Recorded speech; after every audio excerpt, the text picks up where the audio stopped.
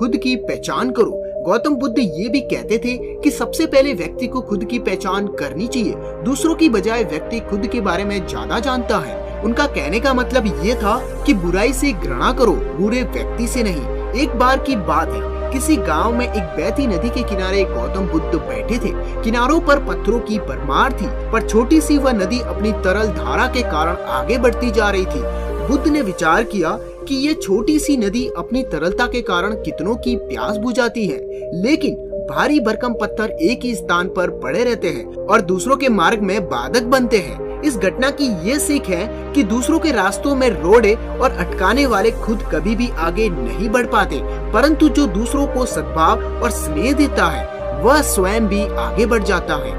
बुद्ध ऐसे ही विचारों में मग्न थे, तभी उन्होंने गांव की एक भीड़ को अपनी ओर आते देखा। बड़ा ही शोर था। बुद्ध ने देखा कि एक औरत को घसीट कर ला रहे हैं और उसको गाली भी दे रहे हैं। भीड़ के नजदीक आने पर बुद्ध ने लोगों से औरत को पीटने और गालियां बोलने का कारण पूछा।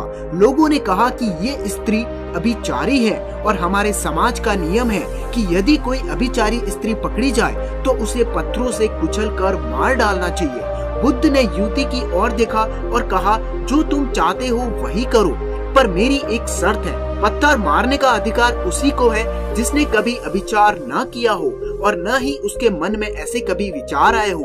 इतना कहकर बुद्ध शांत हो गए। चारों ओर मौन था और कुछ समय बाद लोगों की भीड़ मन में पश्चाताप का भाव लिए हुए वहां से चले गए। इस घटना से ये सत्य उभरता है कि हम अपने खुद के प्रति न्याय कर सकते हैं, दूसरों के प्रति नहीं, क्योंकि हमारी जानकारी दूसरों के विषय में अधूरी होती है।